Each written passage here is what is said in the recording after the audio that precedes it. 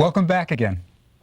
Remember last time we talked about obelisks? Well, I'd like to go back to our chronological tour of Egypt and go back to Hatshepsut, who was 2 lectures ago, and just review a little bit.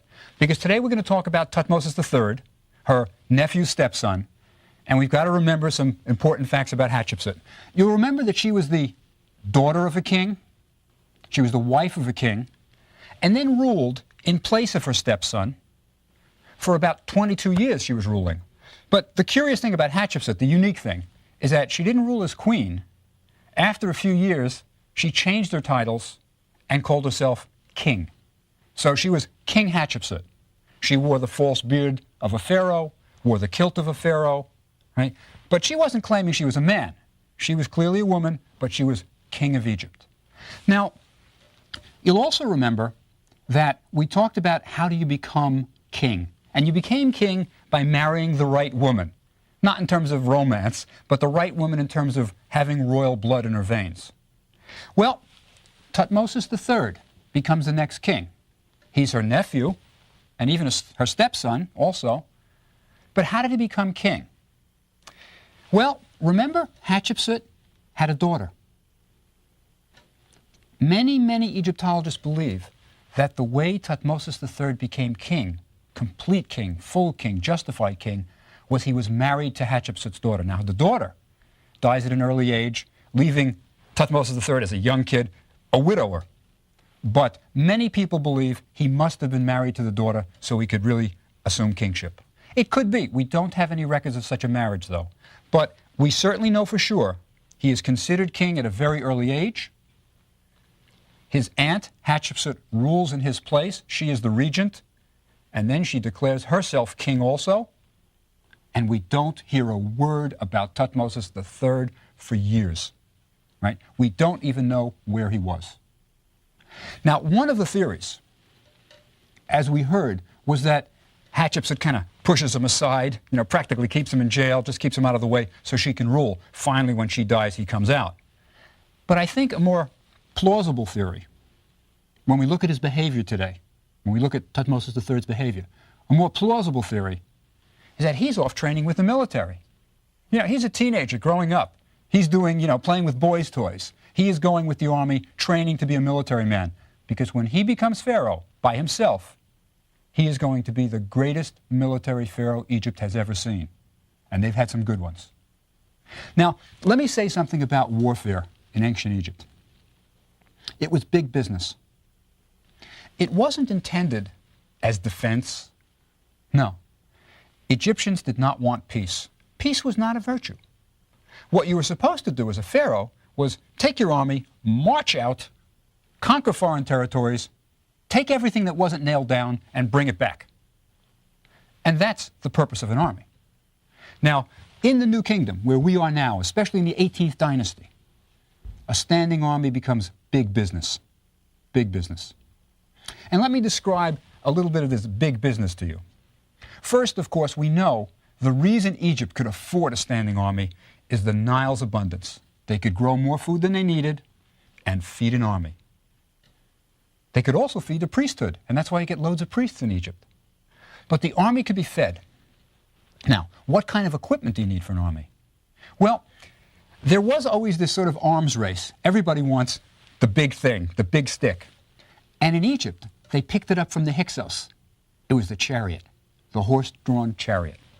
Now, chariots were the elite, like the chariot corps was the elite of the army. Chariots were interesting machines. They were very light, very light. You wanted it to be maneuverable in battle. They were drawn by 2 horses, a pair. And the Egyptians, we have drawings of chariots, lots of them on temple walls.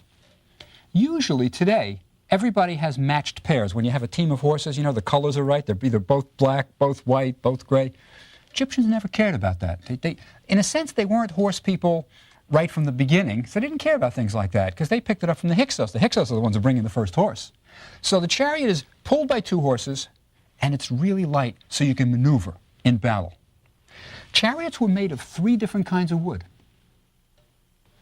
You needed one kind of wood. They had ash, poplar, right? You needed one kind of wood for the wheels, so you could bend. You needed one kind of wood that would bend easily, so you could have wheels. You needed another kind for axles, which would be strong but a little bit of flexibility, right? So these were really kind of craftsmanship-like pieces. These are not just cranked out factory style. You needed guys who could really work wood, good carpenters. Now, the chariot was used basically as a platform on which an archer could shoot his arrows. That was the function of it. So you've got two people on a chariot. You've got the driver holding the reins of his team of horses, and you've got your archer, who is standing on the platform also, with his quiver. He's got his arrows going, and you're trying to shoot arrows from this moving thing with two horses pulling you around not so smooth ground. Now, what do you use as shock absorbers? Right? Well, you don't really have real shock absorbers. What you've got is the platform you're standing on is made out of woven leather. Strips of leather across, right? And as your charioteer is, controlling it, trying to give you a good shooting position, you're kind of bouncing a little bit, but it's absorbing some of the shock. You're not just going boom, boom, boom, boom, boom. You're kind of going nice and smoothly, a little bit evening it out. So the chariot was really your big weapon in military warfare. And they were expensive. One of the things we hear about all the time, is they broke. You had to take, if you were going with an army, you had lots of carpenters. These are guys that are going to fix wheels on the road. And they took with them spares, right? So these were not low-maintenance vehicles, but they were important. And the charioteers were the elite.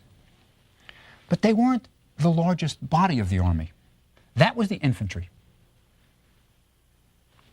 If you want to know how fast you could move an army, you look at your infantry. What can the infantry do? And the answer is about 15 miles a day. These guys are going to walk. So figure it roughly, just roughly, that every 100 miles an army is going to go, it's a 7-day week. That's how long. So if you're going 600 miles, 6 weeks, roughly. So the infantry is going to be your pacemaker. Every infantryman, everyone, had a round-topped shield. Now, if you look on Egyptian temple walls, where there are scenes of battles, there are certain ways of telling the good guys from the bad guys. The Egyptians are the ones who have the round-top shields.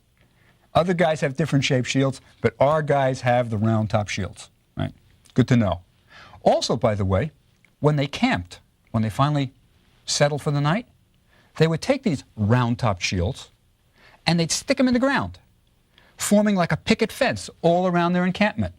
And you see this on temple walls also. So every infantryman has his round-top shield, which is basically a piece of wood with an animal hide over it. Right? So nothing's going to come through that easily. It's going to protect you from arrows, hopefully, if you see it coming. But more important, the infantry are going to be hand-to-hand battle. Now, what do you use for the battle? Well, infantrymen usually had either a spear or a sword, sometimes both. Sometimes both. So they're marching with their shield, spear, or sword, or both. That's your infantry. These guys were the lower-class members of the army. They weren't really skilled. They were usually illiterate. We think that maybe at most 20% of the Egyptian population was literate, and that's probably a high estimate, really high.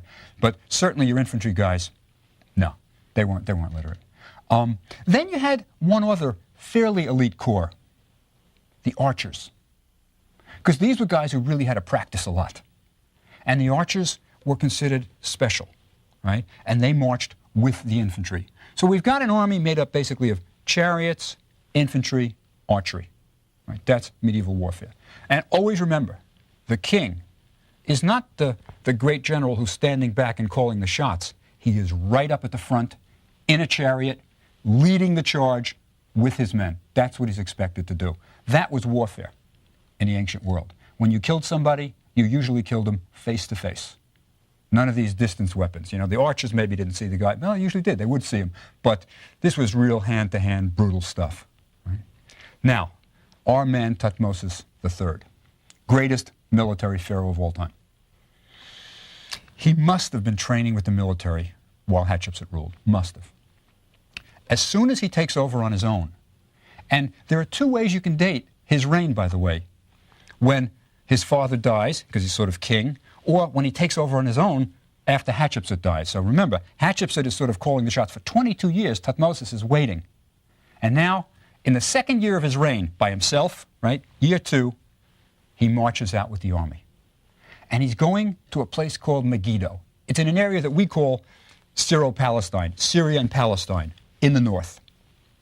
Now, why is he going there? The answer is, I mean, believe me, Megiddo didn't do anything to Egypt. They weren't bothering anybody. The reason he's going there is that although Hatshepsut, Aunt Hatshepsut, said that she was the female pharaoh, which she was, she really didn't lead great military charges. We have a few inscriptions that says she went to Nubia. We have a carving on her temple wall that shows her as a sphinx with a beard trampling on the enemy, but she really didn't lead the army. So during her 22 years or so, the army must have been kind of going into disrepair. They're not marching out, they're not beating up people. And Syria and Palestine were growing independent. See, just before Hatshepsut, they was having to send tribute to Egypt, sort of protection money. You know, don't come up and smash us, here's some goodies. But now they're growing independent, and Thutmose III is going to change that. He's going to fix all that. So year 2, he marches out to Megiddo, right? Infantry, chariots, right? Archers, the whole thing. The army was probably a little rusty, by the way. You know, they hadn't had a real big battle as far as we know, so they were maybe a little rusty. But anyway, the big thing about Megiddo, year 2, that's where Thutmose establishes himself as brave, fearless. They're marching. And they're about to get to Megiddo. And they're at a place where there are 3 possible routes to take. 2 of the routes are rather wide open, kind of like plains. The other route, the third, is a valley. It's narrow. Now, common sense says, military sense says, you don't go through the valley because your army is going to be strung out one after the other, and the tail end isn't going to be able to fight if you encounter anybody as you're marching through the valley. So the logic is take one of the 2 open routes. Thutmose says we're going by the valley.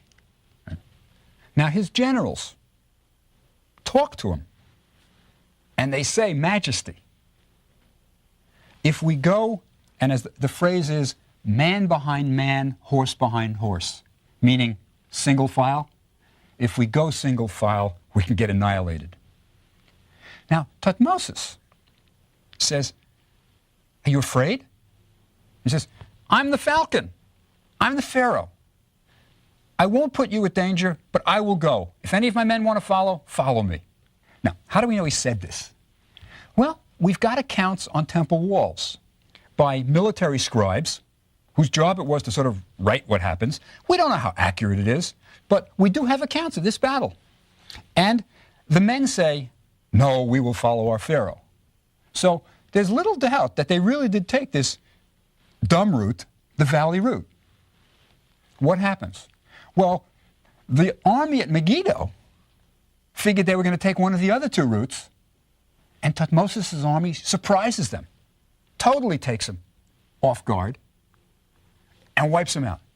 Right? So great bouts. They surprise them, they're killing people left and right. And then what happens? And the scribe, the military scribe, records it. And it's not a real plus. So I think this really happened. It's not the kind of thing you want to brag about. They've routed the other army. What does our Egyptian army do? They start plundering the bodies on the battlefield. They're going for their swords. You know, bronze was a good thing. They're going for their shields. They're going for anything they can get that's not nailed down. This is their loot. This is their booty. But they let the army get away. And the army retreats to Megiddo. So now we've got an Egyptian army that has some stuff. You know, they've got shields under their arm. I can imagine these guys with swords, whatever they can take. But the basic force of the other army has gotten away into Megiddo. Now, Megiddo, like every other major ancient city, is a walled city. Big walls, fortress. And they certainly shut the doors. And our military scribe records, because the men plundered, we had to siege this city for 7 months. That's an unfortunate truth, but that's what happened. So for 7 months, Thutmose' army is trying to siege this city. Difficult. You've got thick walls. Now, you've got thick walls, and you're going to go through with battering rams, probably. Because, you know, cities were getting pretty smart by this time. This is 18th dynasty. We've had a lot of wars. They knew to have their own water supply. They would dig tunnels down under the wells. They would have food inside. It's going to take a while. And when you try to go through a wall, you've got guys on top who are throwing down boulders. You've got archers shooting down. It is not an easy thing to siege any city. But after 7 months, they finally get in. By the way, the Egyptians even invented the equivalent of a tank for sieging cities. What it is, it's a little kind of little, look at it as a little hut on wheels. And in the hut are 3 Egyptians with battering rams. And the hut is covered so that when guys throw rocks down, it won't hit the Egyptians. So they wheel this thing against the wall, and we've got pictures of guys pushing the battering ram against the mud brick wall, trying to get it down, right? So after 7 months, Megiddo is taken. Thutmose returns the hero, and it's put on Temple Wall. His reputation is established, but he doesn't rest on that reputation. He keeps on going. For the next 18 years, he marches north to Syria every year. Right? Now, why does he have to go marching north to Syria every year? I think the answer lies in the Egyptian religion. Remember, they were resurrectionists? They believed that the body was literally going to go up and, get up and go again in the next world. And that's why you had to mummify it and preserve it. And remember the myth of Isis and Osiris, that you had to be buried on Egyptian soil? Well, nobody wanted to live outside of Egypt. Because if you died outside of Egypt, you lose your chance for immortality. If you don't have embalmers there, if you can't be brought back. And remember, it's a long haul back to Egypt from Syria. So the Egyptians never had colonies. They never had a large standing army staying in a foreign country. You never had the Egyptians colonizing anywhere. They thought Egypt was the best place on earth. So, when you conquer a country like Syria, you take everything you see, you bring back cattle, you bring back some people as slaves, and then you're back in Egypt. A month's march away. And you tell the Syrians, every year, send tribute. I want this amount of gold, this amount of this. But you've been gone for a year, and they forget things. And there's no reason to send the gold if you're not there. So you march out again, you beat them up, you take the gold, and you go back. And this happens every year for 18 years. So because the Egyptians never colonized, because they never had a large body of people that was willing to live in a foreign country, they were in a constant state of war because they always want the goodies that you got from another country. Right? So it's really the religion that caused this constant state of war. So Thutmose III was constantly at war, constantly, and he seemed to love it. There is no indication that there was any other interest of his besides this militaristic thing. It's quite interesting to look at his statues, by the way. They're not at all the picture of a crude guy. He looks actually rather refined. And you can tell a Thutmose's statue in one way. He's got a nose that's a little bit too big. It's not an idealized portrait. It's a beautiful portrait, but it's a little bit of a big nose. You can tell that from his statues. And you know what? He's got the same nose as Hatshepsut, his aunt. Well, they were related. It makes sense. But you can usually tell a Thutmose's statue. Anyway, when Thutmose returned from Syria, he usually carved the results of his expeditions on his temple walls at Karnak in Thebes, one of the major temples of the world. One of the things that impressed him were plants. Now, I don't mean to say he was a botanist, but when he came back, he did something that nobody else ever did. He carved on the walls of Karnak Temple a kind of botanical book. He showed all the plants that they had seen in Syria that nobody had ever seen before. Because, think about what it must have been like to go to Syria. They were marching through fields of wildflowers. They never saw anything like that in Egypt. Or even, if they got sort of to the north of Syria, you can see snow on the mountains of Lebanon.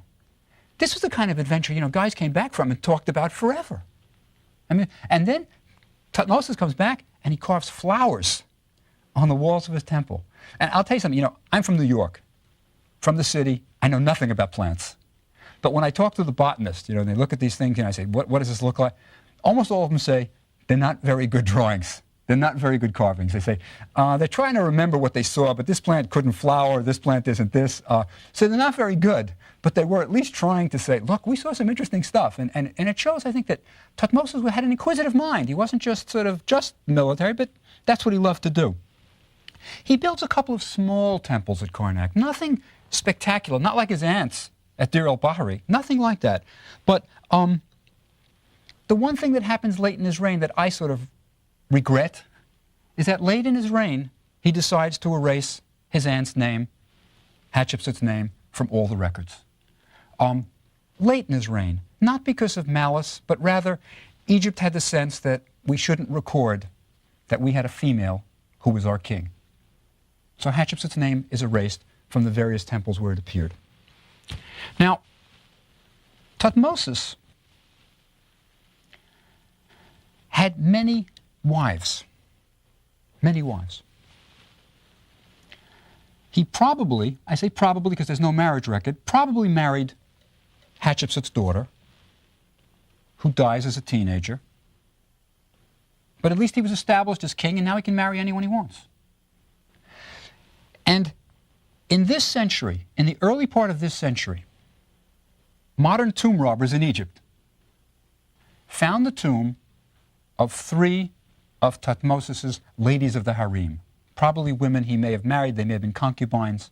But what's interesting about all 3, and it was found with jewelry. I mean, the women had their jewels with them. Rather elegant diadems, little crowns, very flimsy type crowns. And they were, now I say tomb robbers found this. And the reason I emphasize the tomb robbers rather than excavators is that these objects were sold on the antiquities market. That's how they appeared. We really didn't know much about the details of just how were they found. We would have loved to see them in situ, as we say, just as they were found on the heads of the mummies or whatever. But we don't know. They were sold on the market, and they were bought by the Metropolitan Museum of Art. So they're in the Metropolitan Museum of Art today, and you can see them in New York, and they're rather beautiful. But what's most important is you can tell from the workmanship, from the design, and the names of these princesses. They were Syrians. They were not native Egyptians. Now, I don't mean to say that he didn't have his share of Egyptian wives. He did, because remember, every pharaoh could have a great wife, several other wives, and concubines. But what this shows is that while he's doing battle all the time with the Syrians, 18 years in a row, pounding them, there are also these kind of diplomatic marriages. Usually, when a pharaoh marries a foreigner, it's not this wild, passionate love affair, no. It's a diplomatic thing to sort of seal relations. And he's married to 3 Syrians, right? But he's still going to go and take the tribute, right? He's still going to do that.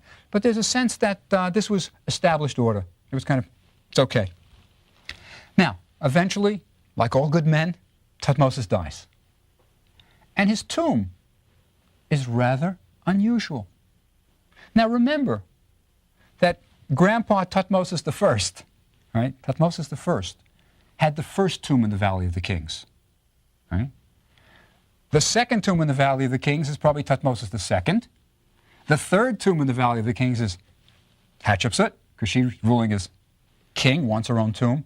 And now Thutmose III continues the tradition and builds a tomb in the Valley of the Kings. Okay? And it's unusual. I really should say it's unusual. First, its location.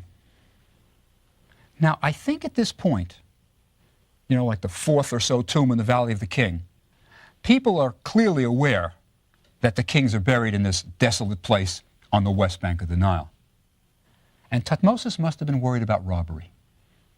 There must have been people coming, going, and he must have been worried. So he does something that none of the previous 3 do.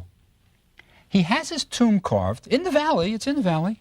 It's as the tourists come in, when you come in through the tourist entrance, and it's the basic entrance to the valley, it's way in the back of the valley, all the way in the back, but way up in the cliff, way up.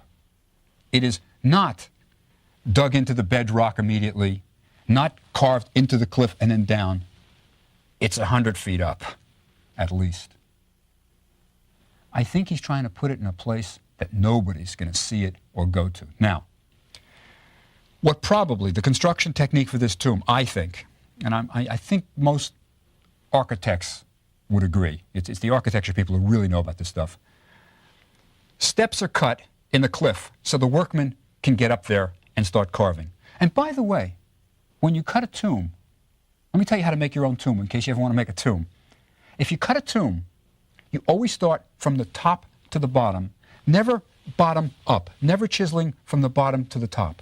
The reason is it's much easier on your muscles to swing a hammer, a mallet, downward all the time than if you start on the bottom and go up to the ceiling, you're going to wind up lifting your mallet all the way up to do it. So you always start at the top of a doorway and cut out the doorway, say, from top to bottom. It's kind of like, you know, when you're painting a wall, or if you're painting a ceiling, your arm gets tired fast because it's really extended and hard, but it's a lot easier to paint a floor if you're painting a floor. So this is why you always chisel from the top down. Now, he starts at the top of the cliff, and almost certainly there are steps cut in the cliff so the workmen can get all the way up there, and they start chiseling into the mountain. Right? And they chisel a descending passageway, going way into the mountain. I'm talking hundreds of feet. You go down, down, down. And then there's another flight of stairs, so to speak, and you go down again till you finally hit the burial chamber. Right? The burial chamber. It's special. It's carved in the shape of a cartouche. Right? It is shaped like an oval. Rather beautiful. Rather beautiful. And I think it's the idea of magical encircling. That, remember, the cartouche is the oval that encircled the pharaoh's name, and the idea is that for eternity, Thutmose is encircled. And if that wasn't enough, we have a backup plan. His sarcophagus is in the shape of a cartouche. It's an oval also. So he is doubly protected, encircled, and around the sarcophagus are goddesses protecting him. So this is a very, very special tomb. He's a man who, you know, wasn't sort of hindered without a vision. He's willing to put plants on his temple. He has a burial chamber in the shape of a cartouche. Now, he may not have thought of this. This may not have been his idea. It's certainly possible that his architect suggests it. But he's open to it, and he's willing to do it. Now, the shape of the tomb isn't the only unique thing. It's not. Also, the paintings on the wall are unlike anything the other pharaohs are going to have. What they've got are stick figures drawn all along the walls. Now, pharaohs always had religious texts on their walls. You know, when you look at those beautiful art books and you see paintings of daily life scenes on people's walls that I've been talking about, they're not the Valley of the Kings. Those are the tombs of private people. Pharaohs had only religious texts on their walls. And that's what Thutmose III has. He has religious texts. And what these religious texts look like, it's papyrus roll. They're stick figures. They're as if they're drawn. They're not completely beautifully done gods and goddesses. No, no. It's not super beautiful. It's interesting, right?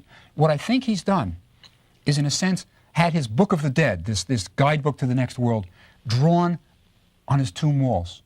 It's the first one ever to do anything like this. It's quite something. It's painted even to look like a papyrus. Some of the background sometimes looks papyrus-like. So it's really quite a unique tomb. And that's where the greatest military leader of Egypt was buried. And it's open to tourists. People can go there and see it. But now that the workmen have finished the painting, now that they finished carving inside the tomb, what do they do for the last thing when the pharaoh is buried in the tomb?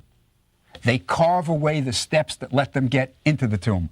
So when you go to see it now, you know, or if in ancient Egypt, even better, in ancient Egypt, right after Thutmose's death, after he's put in the tomb, they carve away the steps that's the access to this high opening in the cliff. And then you're just walking on the ground. You don't even see it. You don't even see it. So access was almost impossible to this tomb, almost impossible during ancient times. Today, when tourists go to see it, there's a long step. There's a big stairway that's made out of metal that you can go see it. But the thing to do when you go to see it is look at the walls as you go up of the cliff. You can see the workmen's graffiti where they were practicing, trying to do the figures. You'll see a ram-headed god that they tried to to draw. They were just practicing on the wall till they got into the tomb. But it's in this very special tomb, very special, that Thutmose III, the greatest pharaoh that ever led an army, by far was buried. But next time, we'll talk about what happens after him. Egypt keeps rolling on. See you next time.